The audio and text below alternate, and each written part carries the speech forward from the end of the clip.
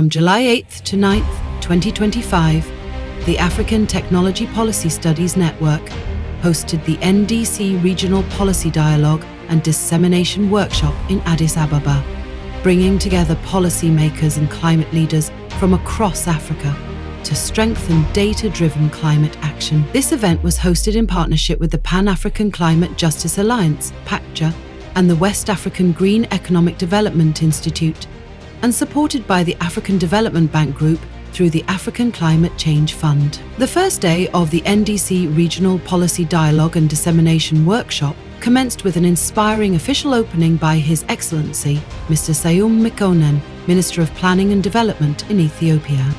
A major highlight was the presentation of key findings from the groundbreaking project, building the capacity of selected sub-Saharan African countries to effectively measure progress in their nationally determined contributions, implementation using tracking tools and indexes. This is Maria Mwiti from Uganda, and our experience was actually quite good and interesting. The tool was convenient and easy to use for us, and also like the constant follow-up from Alfred and team, the horizontal case on when to submit.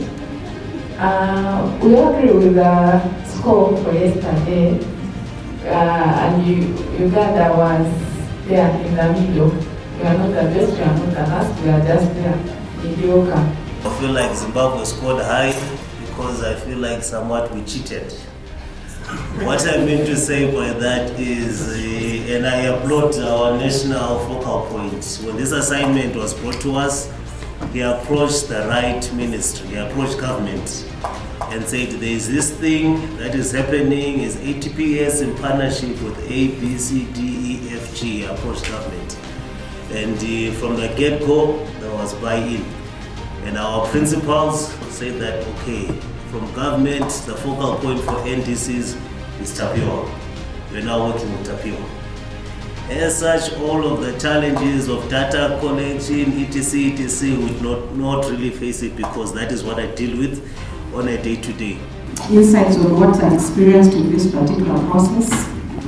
One is an appreciation that the index was measuring the systems and processes that have been put in place in our country to be able to implement the NDC. That is what I realized after the process. You know, when you begin, it's like I'm trying to measure Kenya's commitment 30%, then 32%. So I thought by the time we finish, are we at 20 or 30? But that is not what has come out.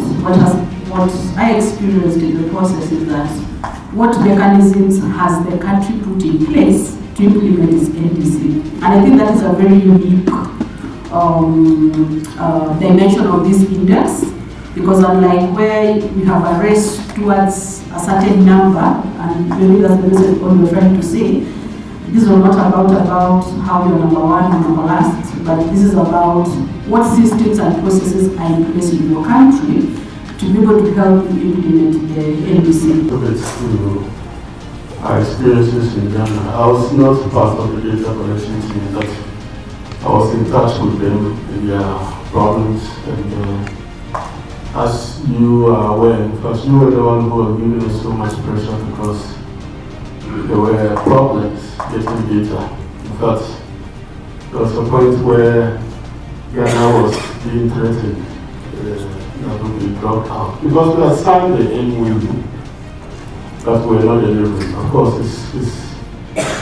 it's a challenge that we have to overcome. This project is not just another climate report.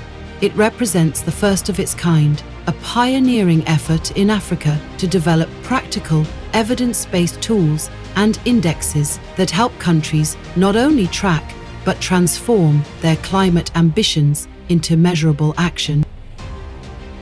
A significant milestone of the two-day engagement was the launch of the pioneering NDC web tracking tool, an African-led digital platform designed to simplify climate data and transform NDC commitments into measurable action. Delegates from 12 countries explored the tool, shared insights, and strengthened regional collaboration, proving that when data, equity, and innovation power policy, Africa's climate future is within reach.